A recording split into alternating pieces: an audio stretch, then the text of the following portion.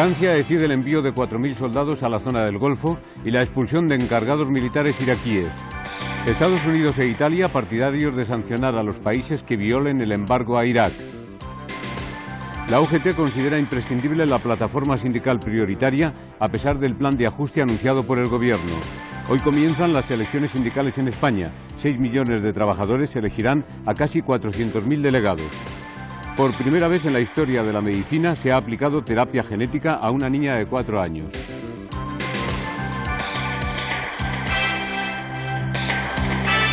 Presentan Ana Blanco y Francine Galvez. Buenas tardes. Francia está dispuesta a mantenerse firme ante las provocaciones de Saddam Hussein.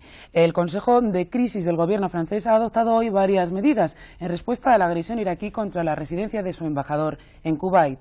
Este incidente ha incrementado en las últimas horas la tensión en la zona del Golfo, pero Francia considera que es necesario hacer comprender a tiempo al líder iraquí la unidad de Estados Unidos y sus aliados frente a la invasión de Kuwait. El gobierno francés decide expulsar al agregado militar iraquí y a todos sus colaboradores, una docena, prohíbe salir del área de París al resto de los diplomáticos de la misión iraquí y expulsa asimismo a los 26 militares enviados desde Irak para recibir aquí instrucción. El Consejo de Ministros, reunido con carácter extraordinario, ha acordado enviar a la zona del Golfo Pérsico una brigada aerotransportada, compuesta por un centenar de carros de combate, 48 helicópteros, 30 aviones y unos 4.000 hombres que refuerzan considerablemente el contingente francés instalado ya en aquella zona del Golfo y basado en 14 barcos. Habíamos de responder a la agresión de Irak contra nuestra sede diplomática en Kuwait, afirmó el presidente Mitterrand este mediodía en la conferencia de prensa al final del Consejo de Ministros, al que no asistió el de Defensa por estar en visita oficial en Arabia Saudita. Hemos de hacer valer el embargo a toda costa, añadió el presidente francés, porque Irak por el momento no da señales para evitar un conflicto armado. El presidente francés quiere seguir contando con alguna posibilidad de respuesta a eventuales agresiones del gobierno de Bagdad y por eso decide mantener abierta esta embajada iraquí. No hemos llegado aún al final de la escalada, afirmó el señor Mitterrand. El embargo, según él, sigue siendo la estrategia a seguir frente a Irak y se lamentó de que ese país, que fue salvado de la derrota en su guerra contra Irán por la venta abundante de armas francesas, agreda precisamente a su salvador. Y una advertencia final. Varios países y algunas importantes empresas están intentando burlar el embargo. De conseguirlo, lo pagarán caro, amenazó el presidente francés. El secretario de Estado norteamericano James Baker y el primer ministro italiano Giulio Andreotti están a favor de imponer sanciones a los países que rompan el embargo contra Irak. Así lo han declarado durante una entrevista que ambos han mantenido en Roma esta mañana. Por otra parte, el presidente norteamericano George Bush ha asegurado al gobierno francés que apoyará cualquier acción en respuesta al asalto de la embajada francesa en Kuwait, acto que Bush ha calificado de ultraje. En el curso de una reunión que se ha prolongado durante más de una hora entre el secretario de Estado norteamericano James Baker y el primer ministro italiano Giulio Andreotti, ambos han afirmado estar a favor de la imposición de sanciones a los países que ayuden a Irak a romper el bloqueo impuesto por el Consejo de Seguridad de las Naciones Unidas. Baker, que llegó ayer a Roma procedente de Damasco, insistió durante su encuentro con Andreotti en subrayar que es necesario que todo el mundo sepa, en especial el mundo árabe, que en Washington se ha tomado ya la decisión de que las tropas norteamericanas abandonen sus posiciones en el Golfo Pérsico tan pronto como la crisis finalice y se devuelva a Kuwait su independencia. Mientras tanto, el presidente de los Estados Unidos ha ofrecido apoyo incondicional al gobierno francés en cualquier acción que éste emprenda para responder al ataque de su embajada en Kuwait, perpetrado ayer por tropas iraquíes.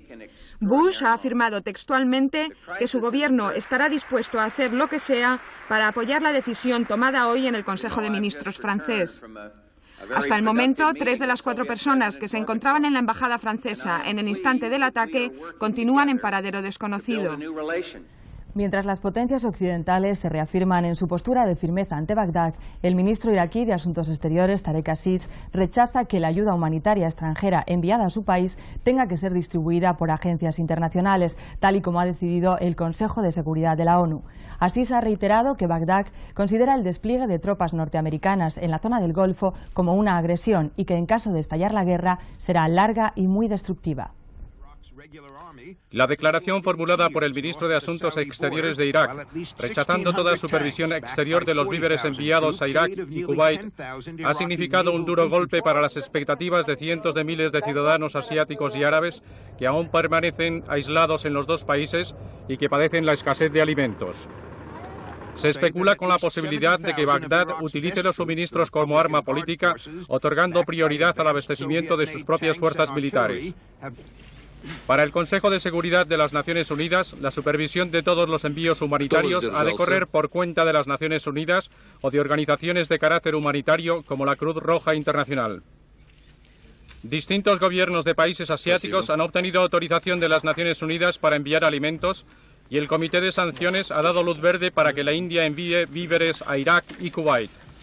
Mañana domingo, un barco mercante indio cargado con 10.000 toneladas de alimento partirá del puerto de Cochin, al sur de la India, con destino a un puerto iraní cercano a Basora.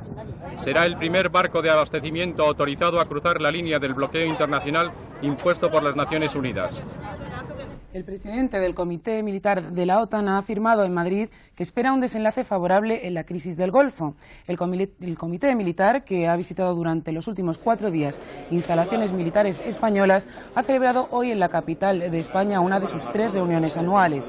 El presidente del Comité Militar de la Alianza Atlántica, general Eide, ha dicho que el despliegue de fuerzas en el Golfo es un asunto que no concierne directamente a la OTAN, aunque ha resaltado que es evidente que la crisis del Golfo afecta a la paz mundial y a su estabilidad. Para el general Eide, el despliegue de tropas en el Golfo es algo complicado y con serias dificultades, y en su opinión exige todo el apoyo posible de los países que han respaldado la postura de las Naciones Unidas.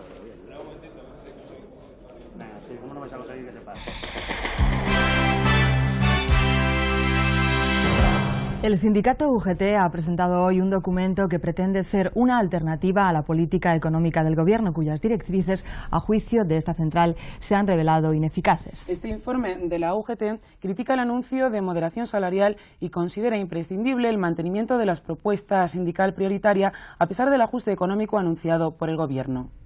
Sobre todo si se traduce en una negociación. La UGT estima que la política económica del Gobierno, a su juicio netamente conservadora, ha fracasado y debe ser sustituida por otra de perfiles socialdemócratas. El sindicato plantea esta reorientación como una fuerza tranquila, pero consciente de su capacidad, según palabras de Apolinar Rodríguez, secretario de Acción Sindical. El modelo económico aplicado se ha revelado ineficaz, según el documento hoy presentado, para resolver los desequilibrios sociales y económicos. El informe, titulado Alternativa Socialdemócrata, reclama la negociación del modelo de crecimiento y aboga por la ampliación y profundización en la concertación social. Las directrices del estudio proponen el sostenimiento de la tasa de crecimiento económico. Los presupuestos generales para 1991 deberían elaborarse respetando esta filosofía. La política salarial deberá contemplar mejoras moderadas. Las cifras no resisten, según Apolinar Rodríguez, las pruebas. A juicio del sindicalista, se vislumbra una pequeña caída de la tasa del crecimiento mientras se anuncian fuertes restricciones a las mejoras de las rentas salariales. Y nosotros nos parece mínimamente equitativo siquiera, desde luego menos aún redistributivo, que se trate igual a la conducta de moderación que preside la política salarial de los sindicatos que a el desorbitado crecimiento que preside hoy los beneficios empresariales en nuestro país. El documento de la UGT, que será entregado esta semana al Gobierno, a los grupos parlamentarios y a otras fuerzas sindicales, incluye como eje fundamental de la política de cambio la modernización sectorial de nuestro engranaje productivo. Hoy han comenzado las elecciones sindicales en el sector de la hostelería y a partir del 1 de octubre en el resto de los sectores. El 15 de diciembre finalizará esta nueva convocatoria electoral. Solo en el sector de hostelería se elegirán un total de 15.000 delegados de 11.000 empresas españolas. Estas son las quintas elecciones sindicales de la democracia, en las que participarán más de 6 millones de trabajadores de unos 215.000 centros de trabajo para elegir cerca de 372.000 delegados. En el sector de hostelería y turismo, los trabajadores de 11.000 empresas repartidos por toda la geografía española podrán elegir a partir de hoy un total de 15.000 delegados sindicales según UGT y más de 17.000 según datos de comisiones obreras. Con ello se inicia el proceso electoral de unos comicios que en los últimos meses han estado marcados por los enfrentamientos de la Unión General de Trabajadores y Comisiones Obreras por el establecimiento del calendario de las votaciones. En las últimas elecciones celebradas en 1986 se eligieron algo más de 162.000 representantes sindicales, que según los datos del Ministerio de Trabajo daban la victoria a UGT con casi un 50% de delegados, mientras que Comisiones Obreras obtuvo el 35%. En las elecciones del sector de hostelería solo participan estos dos sindicatos mayoritarios. La UGT afronta esta nueva convocatoria electoral con el lema «Tenemos soluciones» y su Federación de Hostelería tiene como objetivo alcanzar los 7.000 delegados con una campaña basada en la gestión desarrollada durante estos últimos 4 años en centros de trabajo y las negociaciones a nivel provincial y nacional, así como los proyectos a desarrollar en el futuro. La campaña electoral de la Federación de Hostelería de Comisiones Obreras se basa en la conveniencia de negociar la propuesta sindical prioritaria y en reivindicar una recuperación del poder adquisitivo para próximos convenios colectivos. Comisiones Obreras tiene como lema de su campaña la eficacia día a día. Con el fin de semana, los partidos políticos vascos incrementan su actividad. Estamos ya en plena precampaña electoral para los comicios autonómicos. Hoy celebraron actos el PS, PSOE, Eusko Alkartasuna y Euskadiko Ezkerra. Nos informan desde el Centro Territorial de Bilbao. El presidente de los socialistas vascos, Txiki Benegas, ha señalado que el PS-PSOE puede plantear un balance positivo en la próxima campaña electoral autonómica. El gobierno de coalición entre socialistas y nacionalistas del PNV ha abierto, en su opinión, la cultura del pacto, el espíritu del acuerdo en el País Vasco. Entre los socialistas vascos reina cierto optimismo de cara a las próximas elecciones a tenor de los sondeos previos. Por los datos que tenemos en estos momentos, nosotros vamos a apostar fuertemente por ganarle al Partido Nacionalista Vasco nuevamente estas elecciones. Caso de hacerse con la mayoría en el Parlamento Vasco, el PS-PSOE trabajaría porque el próximo lehendakari sea el candidato socialista, Ramón Jáuregui. En Vitoria, la Asamblea Nacional de Eusko Alkartasuna ha aprobado esta mañana sus candidaturas para los próximos comicios autonómicos vascos. Carlos Garaikoetxea, candidato a lehendakari, encabezará la lista por Guipúzcoa. El programa electoral de Eusko Alkartasuna trata de conjugar 3 rasgos fundamentales: el progresismo, la concepción nacional del pueblo vasco y la recuperación del espíritu que presidió la elaboración del Estatuto de Gernika en 1979. Para ello defienden una coalición de gobierno caracterizada por la vocación y convicción autonómica. Carlos Garaikoetxea ha matizado esta propuesta lanzando una oferta concreta a las fuerzas nacionalistas: un acuerdo para gobernar en todas las instituciones vascas. Que exista un acuerdo entre los partidos nacionalistas para que se forme una mayoría coherente, bien vertebrada en todo el país, en todas estas instituciones, y con una regla de juego absolutamente lógica e inequívoca. También Euskadiko Ezkerra ha hecho hoy una propuesta para la próxima legislatura en el País Vasco. Su secretario general, Kepa Ulestia, se ha mostrado favorable a gestionar de manera más resuelta e incisiva el Pacto para la Pacificación de Euskadi, el acuerdo de Ajuria Enea. En este sentido, ha defendido la necesidad de desbaratar la negociación como nexo de unión y motivación de ETA y su entorno. Según Ulestia, la organización terrorista utiliza la negociación únicamente con el fin de perpetuarse como poder fáctico. A partir de hoy, 15 de septiembre, la Seguridad Social solicitará la opinión de los usuarios para mejorar sus servicios. La intención es modernizar y agilizar todas las gestiones, que los usuarios conozcan sus derechos y sus obligaciones y que la burocracia no dificulte ningún trámite. Para empezar, se ha reducido ya el número de impresos. De los 25.000 formatos existentes, solo se utilizarán a partir de ahora 550. Cada año la Seguridad Social reconoce a unas 400.000 personas el derecho a recibir una pensión. En el mismo periodo de tiempo, 100.000 empresas nuevas se inscriben en la Seguridad Social. A partir de hoy, estos nuevos usuarios, tanto pensionistas como empresas, recibirán junto con el resto de la documentación un cuestionario. Las respuestas que proporcionen permitirán descubrir las dificultades que se encontraron a la hora de tramitar su gestión.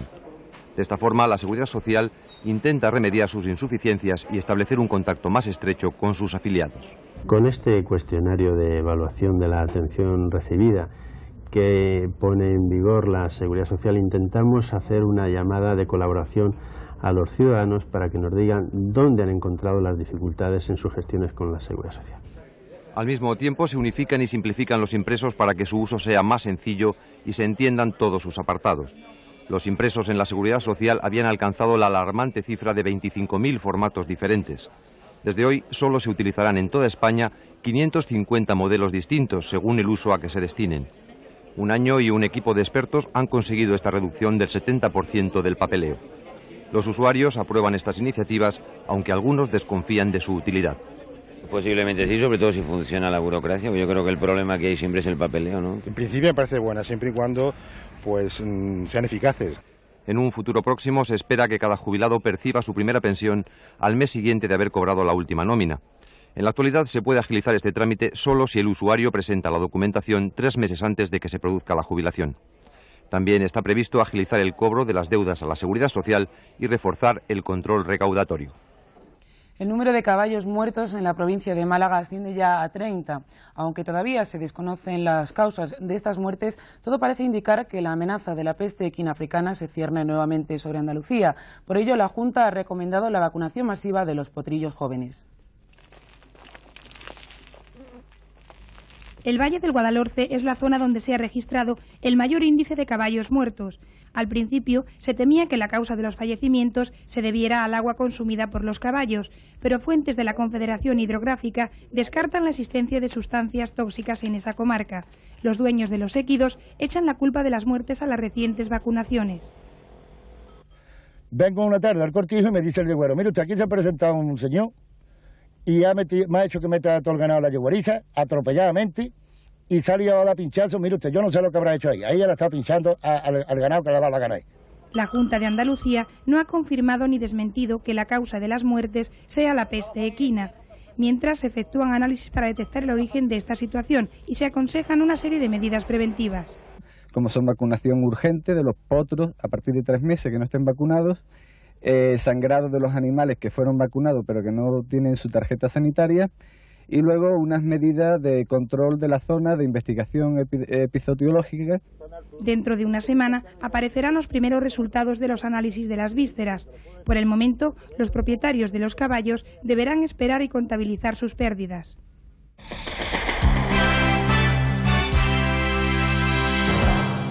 Esta madrugada ha finalizado en Ginebra la 4ª conferencia de revisión del Tratado de No Proliferación de Armas Nucleares.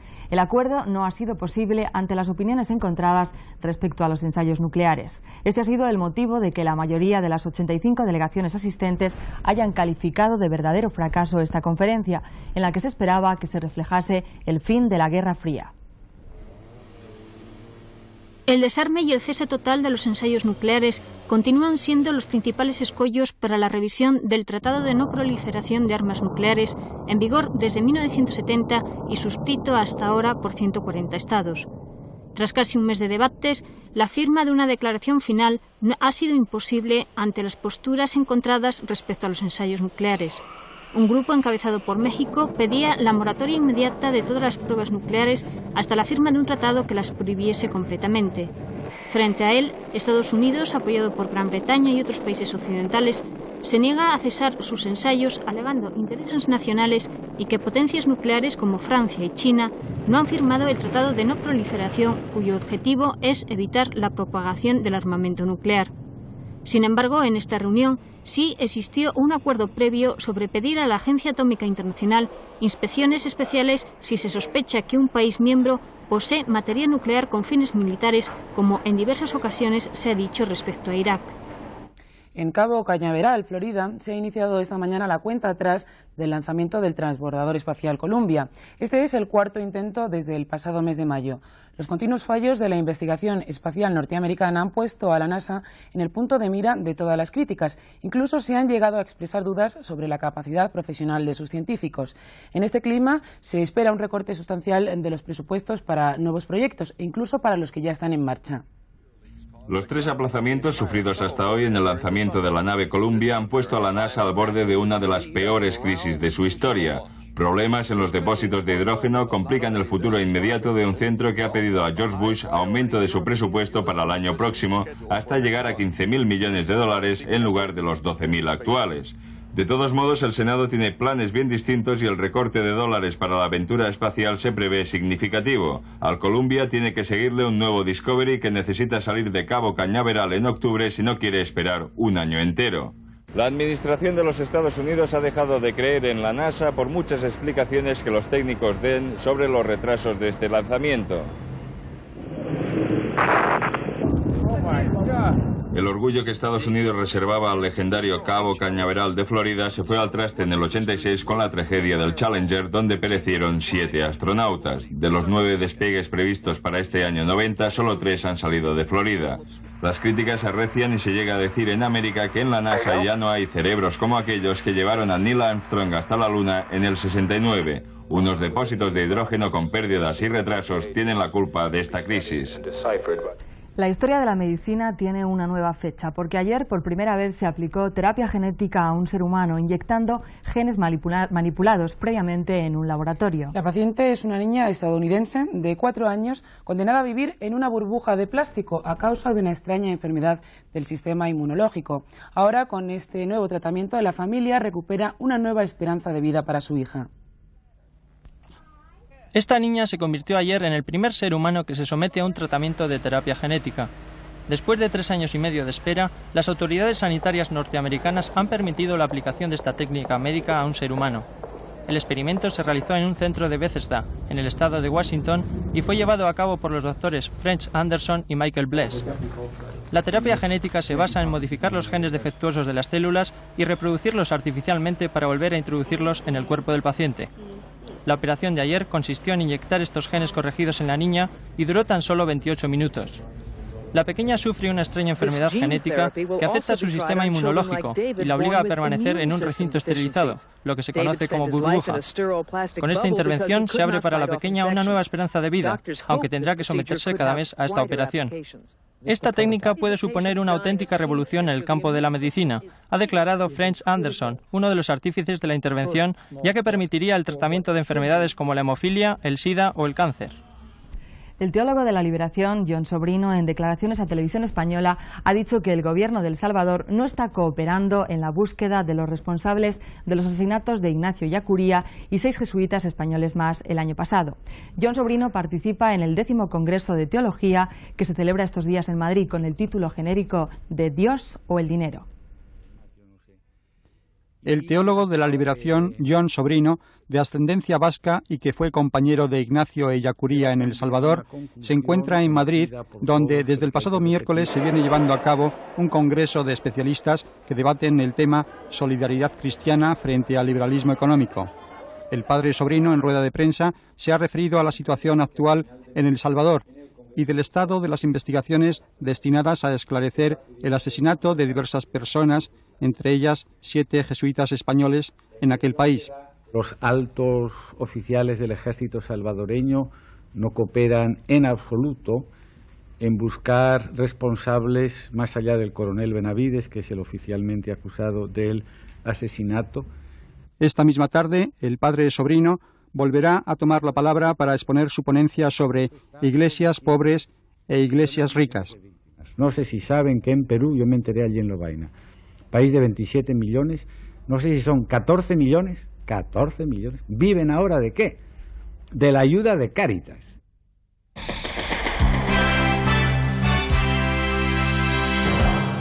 Según las últimas informaciones llegadas a nuestra redacción, los 2 heridos en la expedición española al Everest, Carlos Salcedo y el Sherpa Shirwan, evolucionan satisfactoriamente y el español está superando sus dificultades respiratorias, por lo que no será necesario su traslado a un hospital. La intensa tormenta ha impedido hasta el momento el rescate de los cuerpos de Rafael Gómez Menor y los 2 Sherpas desaparecidos bajo una luz de nieve. El Mundial de Vela ocupa nuestra atención en los próximos minutos. A partir de hoy, durante 6 días, se desarrollará en aguas de las Rías Bajas de Galicia el Campeonato del Mundo para cruceros de 3/4 de tonelada. Un total de 38 barcos representando a 10 países participan en esta competición que consta de 3 recorridos olímpicos, una regata de altura y otra de media distancia. Esta es la 4ª ocasión en que aguas españolas son escenario de un Mundial de cruceros. Barcelona, Alicante y Mallorca han precedido al que hoy ha comenzado en Bayona, con la representación más numerosa de todos ellos. Españoles e italianos gozan los mayores pronunciamientos como favoritos al título de los 10 equipos participantes, entre cuyas tripulaciones figuran 12 medallistas olímpicos y 20 campeones del mundo. El Hada de Pedro Campos y Toño Gorostegui, el Bombaillín de Javier de la Gándara y el bicampeón de Borian, Alberto Viejo, así como el Ave con José María Lastra a la caña, son los nombres propios en la representación de la vela española en este mundial en el que se incluye como gran novedad la Copa de Damas. Sin embargo, las condiciones meteorológicas están ofreciendo dificultades añadidas al inicio de esta competición. La niebla y la escasez de viento ha provocado ya un notable retraso en la salida de la primera de las 5 pruebas de que consta el campeonato. Un triángulo olímpico de 20 millas en la zona oeste de la Ría de Vigo. Les informamos ahora de los números que han sido agraciados en el sorteo de la Lotería Nacional que se ha celebrado esta mañana. En el sorteo especial de la Lotería Nacional celebrado hoy en Madrid, los 40 millones de pesetas del primer premio han correspondido al número 30.975, 30975, vendido en Barcelona. El premio especial al décimo, dotado con 246 millones, ha sido para la fracción tercera, serie décima del mismo número, 30.975. El segundo premio, al que corresponden 20 millones de pesetas, ha recaído en el número 52.978, 52978, distribuido en Elche. Han sido premiados con reintegros de 5.000 pesetas los números terminados en 0, 1 y 5. La película Rosencrantz y Guildenstern han muerto del británico Tom Stoppard ha ganado este mediodía el León de Oro que concede el Festival de Cine de Venecia. El premio especial del jurado fue para la película Un ángel en mi casa de la directora neozelandesa Jane Campion. La lectura del primer premio ante 1 millar de personas tuvo mala acogida. Se silbó al León de Oro Tom Stoppard y se ovacionó a Jane Campion. Por otro lado, el premio a la mejor interpretación femenina y masculina recayó en 2 actores desconocidos para el gran público, la chilena Gloria Munchmeyer y el búlgaro Oleg Borisov. Asesinato en el Orient Express, 10 negritos, muerte en el Nilo, testigo de cargo, y seguro que ya saben ustedes quién es el autor de estas obras. Efectivamente, se trata de Agatha Christie. La que fue considerada como la reina del crimen hubiera cumplido hoy 100 años. Su aniversario se celebra en todo el mundo, pero especialmente en el Reino Unido, donde ella nació, y en la localidad mallorquina de Pollensa, donde vivió durante algún tiempo, la escritora más leída de este siglo. Vamos a quedarnos sentados, tratando de averiguar quién es el señor Owen, mientras nos asesina uno por uno. Desde que en 1935 se tradujo al español la novela 10 negritos, han sido millones los españoles que han leído los libros de Agatha Christie. Según un estudio realizado para buscar el perfil del lector de esta famosa escritora, este responde a una mayoría de mujeres y adolescentes. Escribió más de 85 novelas, 17 obras de teatro, entre las que figura La ratonera, que lleva representándose en Londres desde hace más de 40 años, y varios guiones de cine. Los críticos no valoran su estilo literario, pero los novelistas del género encuentran en sus textos un gran atractivo. Ella siempre consigue una sencillez y utiliza un estilo muy escueto, antiliterario, yo diría, y casi pobre, que favorece mucho la traducción a otros idiomas. La solución al crimen la buscaba siempre a través de sus 2 sagaces detectives, la señorita Marple y Hércules Poirot, un quisquilloso belga que ponía al descubierto la más enrevesada trama. Este tipo de detective, según los expertos, no es real, aunque sí tiene características indispensables para dedicarse a esta profesión.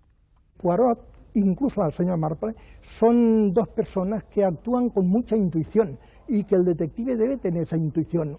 En 1971 fue nombrada Dama Comendadora del Imperio Británico y en 1976 murió de forma natural y dulcemente al lado de su marido y su hija, esta popular escritora.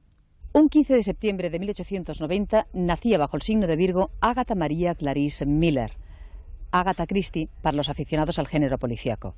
Una mujer tímida que supo aterrorizar a millones de lectores con sus novelas. Porque no me digan ustedes que no han mantenido la respiración cuando, por ejemplo, Hércules Poirot decía: señores, el asesino es... Antes de terminar, les recordamos cuáles han sido las noticias más destacadas hasta el momento. Que pasen una buena tarde. Hasta luego. Francia decide el envío de 4.000 soldados a la zona del Golfo y la expulsión de encargados militares iraquíes. Estados Unidos e Italia partidarios de sancionar a los países que violen el embargo a Irak. La UGT considera imprescindible la plataforma sindical prioritaria a pesar del plan de ajuste anunciado por el gobierno. Hoy comienzan las elecciones sindicales en España. 6 millones de trabajadores elegirán a casi 400.000 delegados. Por primera vez en la historia de la medicina se ha aplicado terapia genética a una niña de 4 años.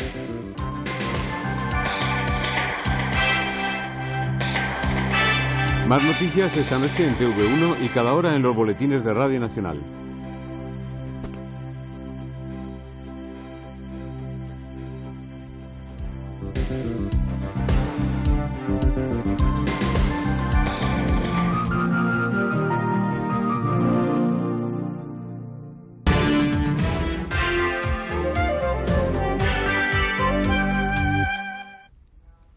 Buenas tardes. Siguiendo en la línea de jornadas anteriores, la inestabilidad continúa caracterizando el tiempo hoy en España. Esta situación la vamos a ver reflejada en varias imágenes. Observamos cómo el día comenzaba con una densa masa de nubes que afectaba prácticamente a toda la península y quedaba al descubierto solo puntos de Galicia y del Cantábrico occidental. En el transcurso de las horas vamos a ver cómo esa nubosidad se va desplazando a puntos más orientales, aunque continúa afectando en buena parte a la península. A estas horas la mayor nubosidad corresponde al suroeste y a la mitad este peninsular. Y según los últimos datos de que disponemos, esta mañana se han producido algunas precipitaciones en cantidades de débiles a moderadas. Y en San Sebastián, por ejemplo, se llegaban a recoger 20 litros por metro cuadrado. En cuanto a las temperaturas mínimas, hoy han oscilado entre los 9 grados de Lugo y los 27 que se alcanzaban en Granada. Y la tarde se presenta muy similar a la mañana. Se esperan cielos nubosos en Cataluña, en el sur de Valencia, en Murcia y en la zona del Estrecho y Alborán, con chubascos ocasionalmente tormentosos y que localmente podrán alcanzar una intensidad de moderada a fuerte en la Comunidad de Valencia y también en Murcia. Se esperan esta tarde intervalos nubosos en Galicia, en el Cantábrico, en el resto de Valencia y en Baleares, con posibilidad de chubascos ocasionalmente tormentosos. En el resto de la península esta tarde se esperan claros que se intercalen con nubes. Serán nubes en general de tipo medio o alto y se pueden producir algunas tormentas en los sistemas montañosos del interior. En Canarias, alternancia de nubes y claros con posibilidad de precipitaciones débiles. Y mañana se presenta la jornada bastante similar. Se esperan cielos nubosos en el área de los Pirineos, en Cataluña, Valencia, Murcia y en Andalucía Oriental, con posibilidad de chubascos ocasionalmente tormentosos y que de nuevo podrán ser localmente de cierta intensidad en Valencia y en Murcia. También mañana se esperan algunos chubascos en el Cantábrico, en Baleares y también en Castilla-La Mancha. Y podrá llover, aunque será menor la probabilidad, en el Valle del Ebro, en el Valle del Guadalquivir y también en las zonas altas de Galicia, de Castilla y León y en Canarias. La zona más despejada mañana corresponderá al resto de Galicia, a puntos más orientales de Castilla y León y de Castilla-La Mancha. Y mañana las temperaturas se mantendrán en los niveles de días pasados. Y como hemos podido ver, la semana termina con mal tiempo y la próxima seguramente lo hará de una forma similar. Esto es todo por ahora. Después les ofreceremos más información del tiempo. Que tengan ustedes una feliz tarde.